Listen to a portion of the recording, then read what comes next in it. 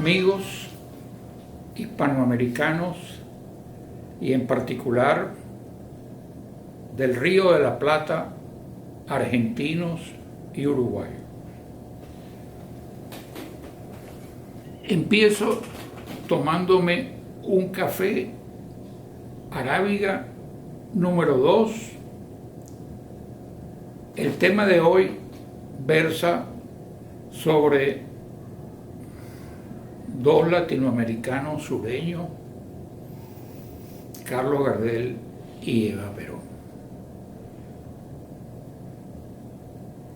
Carlos Gardel o Gardés, no importa si nació en Toulouse, si nació en Paysandú, en Toulouse, Francia, o en Paysandú, en Uruguay, o si nació en Buenos Aires. Lo que importa es que fue el gran cantor del sur y de los 100 barrios porteños.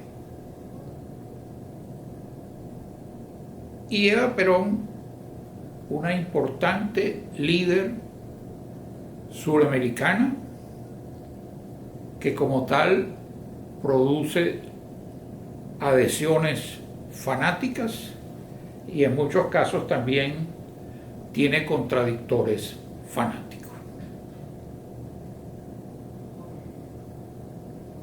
Gardel deja una enseñanza: sé vivo, cae bien, sé simpático y te querrán.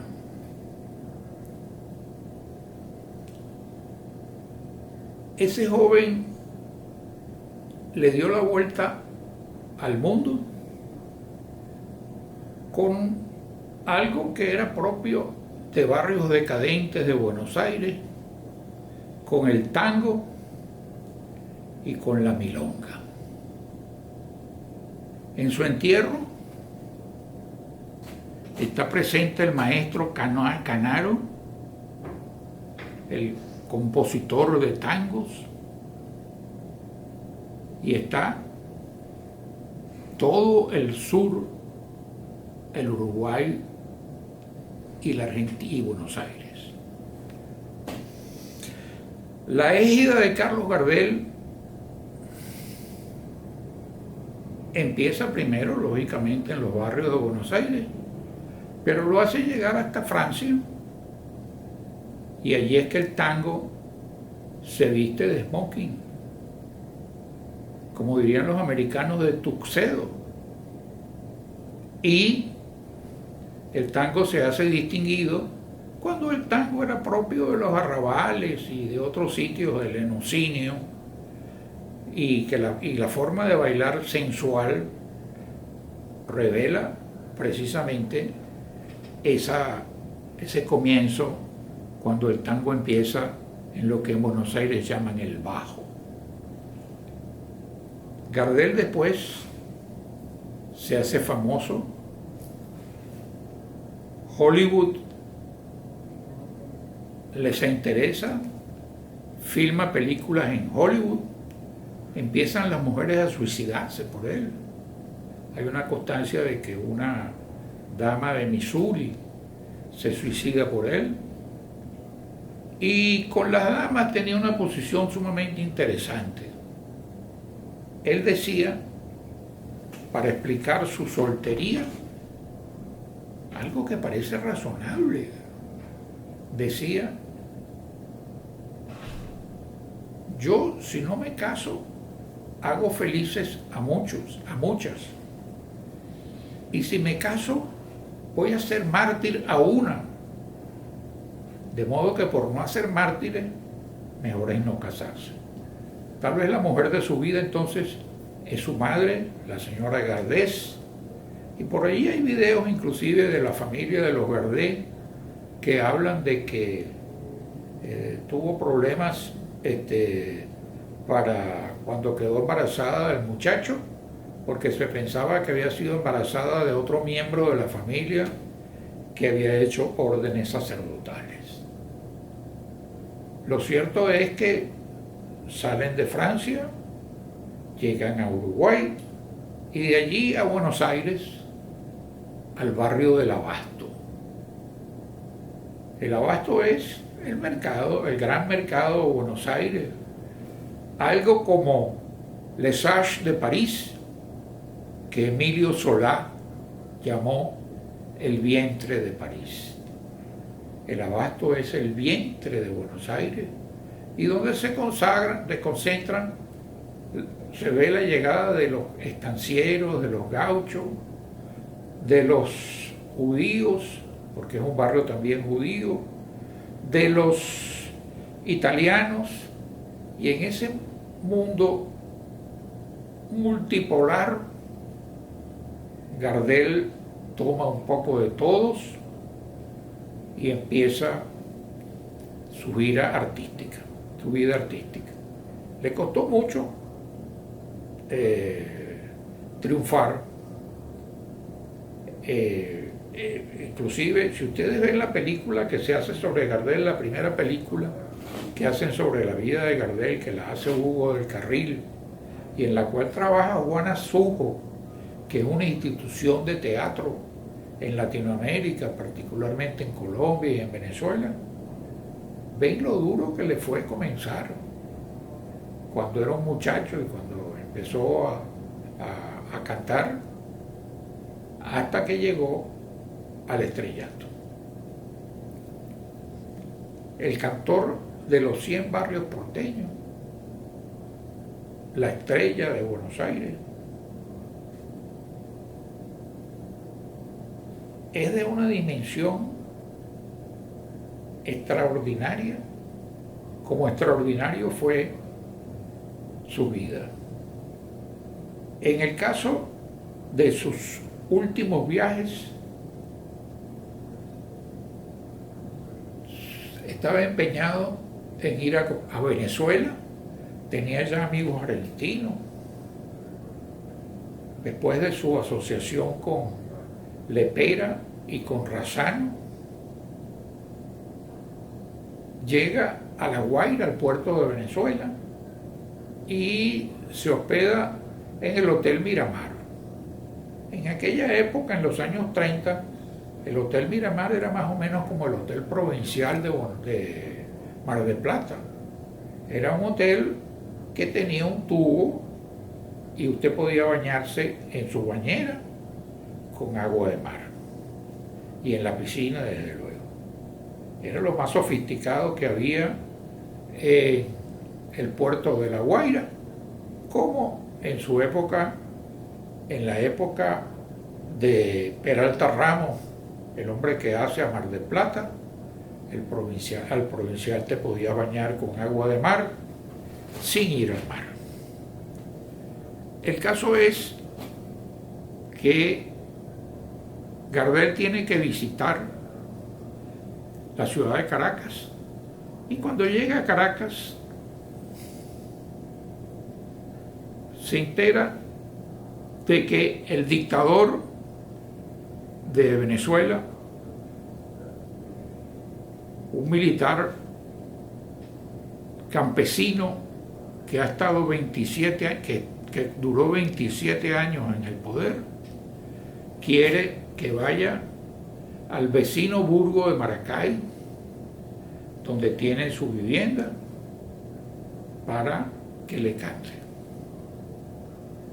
Una ciudad a unos 100 kilómetros de Caracas.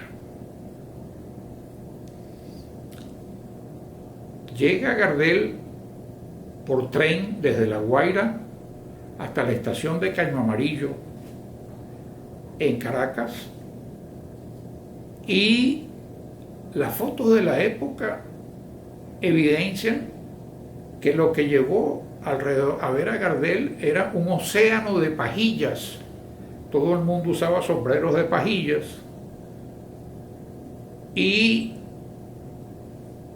el dictador le llamó la atención porque nunca se había visto una muchedumbre de esas reunidas desde que él asumió el poder. Y pensó, este argentino tiene pueblo. Gardel tenía métodos interesantes, porque muchos de sus compañeros de viaje y apoderados en una caja de madera, llenaron una caja de madera con billetes de 10 bolívares y las repartieron. Y no se sabe, es posible que la fama de Gardel hizo que fueran muchas damas y muchas personas, pero es posible también que había el rumor que se iban a repartir las cajas de billetes de 10 bolívares, los 10 bolívares de las cajas. Eso hizo que no pudiese llegar en automóvil hasta el hotel, pero como era relativamente cercano también en el centro de Caracas, al Hotel Majestic, un hotel de estilo francés con sus mansardas en la Caracas de los años 30. Allí en el Hotel Majestic se fragua una conspiración muy seria por las circunstancias de la época y las sustancias de la dictadura del general Gómez. Es una conspiración en la cual participa la izquierda incipiente, dirigida por el hombre que creó los angelitos negros, Andrés Eloy Blanco, el de los angelitos negros, y por algunos de los amigos de Gardel, como Pizarello, que lo acompañan para pedirle un preso a Gómez. Gómez, que estaba acostumbrado a condenar a los presos en la Rotunda y en el castillo de Puerto Cabello, con los llamados grillos sesentones y ochentones, porque para que el hombre se inmovilizaba eran grillos de 60 u 80 kilos. Pues era muy difícil, muy arriesgado pedirle un preso, porque se exponía el peticionario a seguir la misma suerte del preso. Dudaron mucho, pero confiaron en la simpatía y en el gusto campesino del dictador. Aquel psicólogo natural que era Gardel llegó a Maracay, donde estaba montado un tinglado, un pequeño teatro en la casa del dictador, y no le canta el tango en París ni el tango en Buenos Aires, ¿no? Le canta una canción que parecía una chacarera argentina, pero que tenía aires de tango, que se llama Pobre Gallo Bataraz, porque se había estudiado y se enteró de que el general Gómez era gallero, como la gente en Puerto Rico, y que le gustaban los gallos y jugaba gallo, y se trataba precisamente de gallo. Y no fue con smoking ni con el tuxido, fue vestido de gaucho, con sus boleadoras y su polaina y tal, y allí cantó Pobre Gallo Bataraz. No sé si es la suerte de Gardel, pero ese día el presidente, el dictador Gómez, había además orinado, porque sufría de la próstata y le habían hecho un masaje o algo que le facilitó orinar. Y se sintió feliz cuando oyó a aquella figura internacional cantarle una canción para un gallero. Gardel y Gómez, ambos se acercaron y los testigos señalan que lo primero, después que Gómez lo felicita y le dice que le gustó la pieza del Pobre Gallo Bataraz, le dice: General Gómez, tengo un pedido de una madre. Aquel intuitivo campesino, adivino, brujo, inmediatamente le dice: concedido. Y el preso salió. ¿Qué nos dice esto? Que hay una forma de complacer a una persona, otra forma de complacer a otra. El general Gómez inmediatamente ordenó a uno de sus amanuenses que extendiera un cheque por 10.000 bolívares, una suma fantástica, con la cual se podían comprar en esa época 2 casas en Buenos Aires.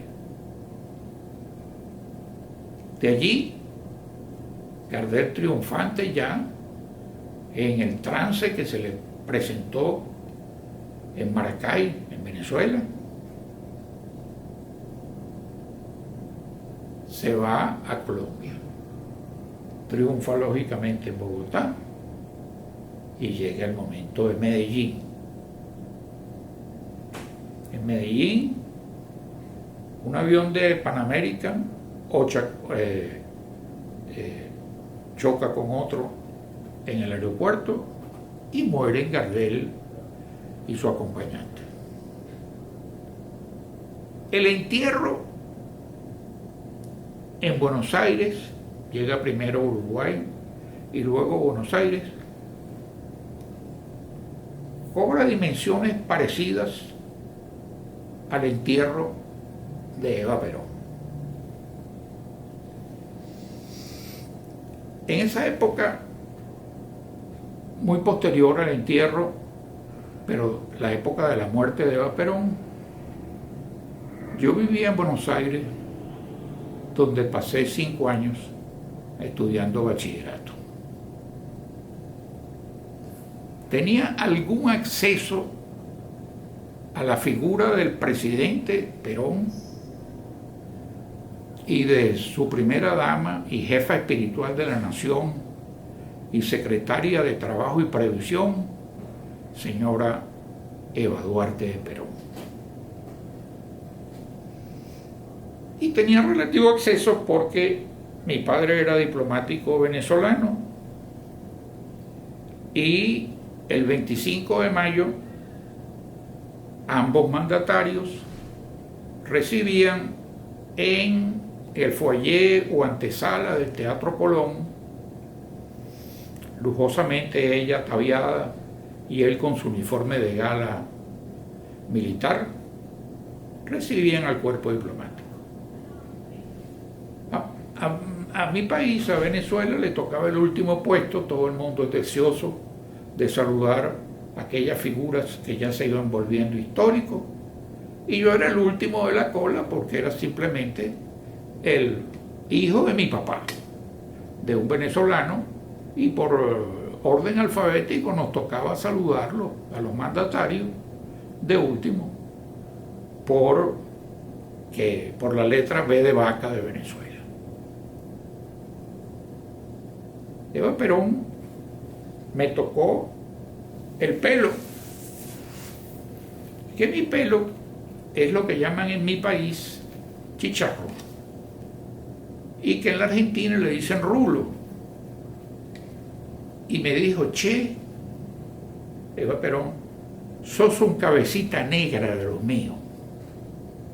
Yo me sentí muy agradecida y no sé si eso coincidió con que me tocó, porque en la Argentina, en Buenos Aires, se estudiaba el inglés y, cómo no, se estudiaba el francés, cómo no, en el pensum del bachillerato, pero era muy importante el italiano. Tuve que traducir al italiano, de mi mal italiano, desde mi mal español, la obra de Eva Perón, La razón de mi vida. Y mi temor es que fuera a ganar algún premio por eso. Y porque mi padre decía que él era diplomático, que no podían involucrarnos en nada que fuera de naturaleza política. Afortunadamente no me gané el premio, tuve una buena nota, pero pude tener las felicitaciones de la señora Perón. Estando en Buenos Aires, la señora Perón muere. Aquello fue una multitud parecida a la del entierro de Carlos Gardel, con una diferencia, con varias diferencias y varias similitudes. Las diferencias son que los oligarcas decían que Eva Perón nace en el Bajo, los enemigos de Eva Perón decían que Eva Perón nace en el Bajo y que muere en la Chacarita. pero a Eva Perón no la entierran en la Chacarita, sino que la entierran en un cementerio propio de los oligarcas en la Recoleta de Buenos Aires. Esto nos enseña que el destino de esos dos sudamericanos tiene aspectos comunes por el aire de popularidad que tienen, sin haber Carlos Gardel despertado las adversidades de la señora Perón. Les ruego que me hagan saber, además de su opinión de siempre,